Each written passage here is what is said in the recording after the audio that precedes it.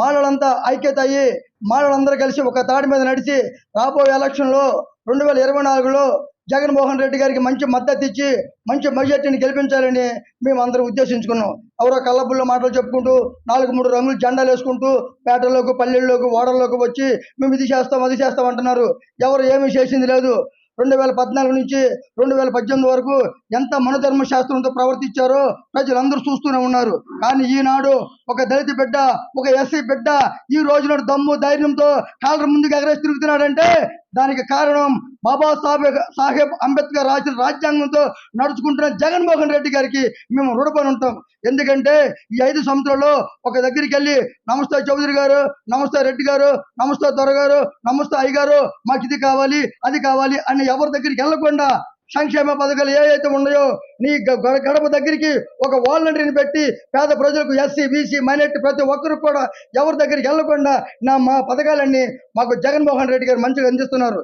ఈ రోజున మా ఎస్సీ వాడు, మా బాబాసాహెబ్ అంబేద్కర్ మా కులదైవం దేవుడు, ఆ దేవుని మేము ఊరు బయట పెట్టుకున్నామని ఎక్కిరింతలు ఏళ్ళకోలం చేస్తున్నారు.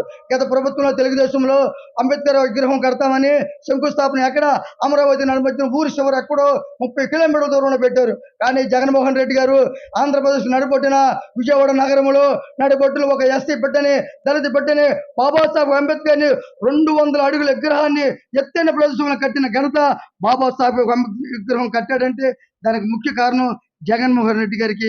ఈ రోజునాడు ఒక దమ్ము ధైర్యంతో మా మాలవ కాంగ్రెస్ పార్టీ నాయకులు వైఎస్ఆర్ పార్టీ కుటుంబ వాళ్ళని 77 సంవత్సరాల స్వతంత్ర భారతదేశంలో ఇప్పటివరకు ఏ ముఖ్యమంత్రి ఏ ప్రజానాయకుడు చేయనటువంటి సంక్షేమ అభివృద్ధి ఈ రాష్ట్రంలో ఎస్సీ ఎస్టీ బీసీ మైనార్టీ వారు తదిత బడుగు బలహీన వర్గాల వారి ఆర్థిక సామాజిక రాజకీయ స్థితిగతుల్లో మార్పులు తెచ్చిన వ్యక్తి ఎవరైనా ఉన్నారంటే ఈ రాష్ట్రంలో అది రాష్ట్ర ముఖ్యమంత్రి వర్యులు గౌరవనీయులు వైఎస్ జగన్మోహన్ రెడ్డి గారి విషయాన్ని ఈ మీడియా ముఖంగా గర్వంగా చెప్తా ఉన్నాం. ఈవేళ 77 సంవత్సరాల స్వతంత్ర భారతదేశంలో ఏ ప్రజానాయకుడు చేరేట సంక్షేమం ఇవాళ మమ్మల్ని ఎస్సీ ఎస్టీ బీసీ మైనార్టీ వర్గాల్లో ఉన్న పల్లకిలు మోసేవారు కానీ చూస్తారు కానీ ఆ పల్లకిలో కూర్చోపెట్టే స్థాయికి మమ్మల్ని ఎవరు తీసుకురాలేదు. ఈవేళ గౌరవ ముఖ్యమంత్రి గారు ముఖ్యమంత్రిగా ఉన్నప్పుడు ఈ గడిచిన 5 సంవత్సరాలు కూడా ఎస్సీ ఎస్టీ బీసీ మైనార్టీ వర్గాల వాళ్ళు ఎవరు ఆత్మవిశ్వాసంతో ఆత్మ గౌరవంతో తిరుగుతూ ఉన్నాం. ఈవేళ ఏదైతే బాబాసాహెబ్ డాక్టర్ వీఆర్ అంబేద్కర్ కళ్ళగినటువంటి రాజ్యాధికార దిశగా గౌరవ ముఖ్యమంత్రి గారు మనం తీసుకోబోతా ఉన్నారు. ఈవేళ గడిచిన సుదీర్ఘంగా 5 సంవత్సరాల్లో గౌరవ ముఖ్యమంత్రి చేసిన అభివృద్ధి సంక్షేమ కార్యక్రమం అన్నీ కూడా నిష్పక్షపాతంగా ఇవాళ ప్రతి ఒక్క గడపలోకి తీసుకొచ్చే కార్యక్రమం చేస్తూ ఉన్నారు. ఇవాళ గౌరవ మన జాతీయ అధ్యక్షుడు నత్తయ్య ఆధ్వర్యంలో రాష్ట్రంలో 175 నియోజకవర్గాలు కూడా మేము పర్యటిస్తూ పోతా ఉన్నాం. రాష్ట్రంలో ప్రతి ఒక్క ఎమ్మెల్యే అభ్యర్థిని గెలిపించుకునే దిశగా మా వంతు ప్రయత్నం చేస్తూ ఉన్నాం. ఇటీవల మనం నిన్న రాత్రి చూస్తూ ఉన్నాం. దెందులూరు నియోజకవర్గం చింతన ప్రభాకర్ అనే ఒక వ్యక్తి అతని యొక్క ప్రవర్తన గత 2019లో కూడా దళితులకు మీకు ఎందుకురా రాజకీయాలు, మీకెందుకురా ఓట్లు, మీకెందుకురా చదువులు అనే మాట మనం విన్నాం.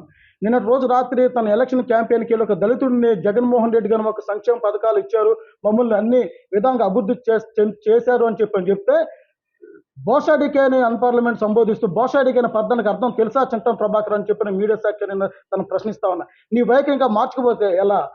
చింత సచ్చింది కానీ పురుగు చావలేదన్న మాదిరిగా ఉంది నీ ప్రవర్తన. ఇప్పటికైనా నీ ప్రవర్తన మార్చుకోండి చింతన ప్రభాకర్. గడిచిన ఎన్నికల్లో నీకు నీ టీడీపీ పార్టీకి ఈ రాష్ట్ర ప్రజలు బుద్ధి చెప్పారు. ఆ బుద్ధి తెచ్చుకుని మీ ప్రవర్తన మార్చుకోకపోగా మీరు ఒక సైకోలాగా ప్రవర్తిస్తూ దళితుల మీద అయినా నేను ఒక మాట చెప్తా ఉన్నా. చంద్రబాబు నాయుడు కూడా దళితులు అంటే ఇష్టం ఉండదు. ఎస్సీ ఎస్టీ బీసీ మైనార్టీ వర్గాల వారు మంచి బట్టలు వేసుకున్నాం, మంచి తిండి తిన్నాం, రాజ్యాధికారం తీసుకునే ప్రయత్నం చేస్తున్నాం సార్. కూడా ఆయనకి ఎటువంటి పరిస్థితులు నచ్చే పరిస్థితి లేదు. అదే ప్రవర్తన వాళ్ళంతా ఎమ్మెల్యేలకు కానీ వాళ్ళ మంత్రులకు కూడా గడిచిన టీడీపీ ప్రభుత్వం మాగంట బాబు కాంతి, గరగపారు, ఆగిరిపల్లి, నక్కల దిన్నే, జరిపోతులపాలెం, పెందుర్తి, దేవులపల్లి ఇలా ప్రతి ఒక్క దళితపేటలో దళితుల మీద అఘాత్యాలు, వేధింపులు, దమనకాండలు, హత్యలు, వెలివేతలు జరిగి ఈ రాష్ట్రంలో నిరంకుశ పరిపాలన చేశాడు చంద్రబాబు నాయుడు 2014 నుంచి 2019 వరకు కూడా. ఇవాళ గౌరవ ముఖ్యమంత్రి గారు జగన్మోహన్ రెడ్డి గారి నాయకత్వంలో మేమందరం కూడా గౌరవంగా కాలు రగరేసిన ఆత్మాభిమానంతో బతుకుతా ఉన్నాం. ఈవేళ 2024 జరగబోయే ఈ సార్వత్రిక ఎన్నికల్లో మా యొక్క మాల మహానాడు తరఫున మేమందరం కూడా గౌరవ ముఖ్యమంత్రి గారు సపోర్ట్ చేస్తూ ఉన్నాం. మరి ఈ సమావేశానికి ఇచ్చేసిన ప్రతి ఒక్కరికి హృదయపూర్వకంగా జయభూమి తెలియజేసుకుంటూ ఇవాళ ఇంకో మాట చెప్తా ఉన్నా.